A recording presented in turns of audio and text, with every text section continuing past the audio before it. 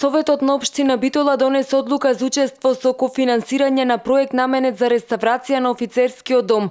Со одлуката се возможува буџетска поддршка од 16,6 милиони денари, кои ќе бидат вложени за реализација на проектот. Обезбедените средства представуваат 22,96% од вкупната реализација на проектот за реставрирање и адаптирање на офицерскиот дом, заедно со партерното уредување. Апликацијата е доволна за оваа фаза од намерите за реставрација на офицерскиот дом во Битола, информираат од локалната самоуправа. Бурна расправа за оваа точка односно за одлуката за измена на одлуката за кофинансирање на општина Битола со цел аплицирање за средства од Европската унија за реализација на подпроект за реставрирање и адаптирање на офицерски дом заедно со партерното уредување имаше на последната седница на Советот на општина Битола. Советниците од СДСМ и ВМРО Народна партија обвинија зошто се чекаше толку долго да се превземат активности за реставрација на офицерскиот дом во Битола, зашто од ВМРО ДПМН истакнаа дека во буџетот за 2017 година се предвидени финансиски средства за овој објект.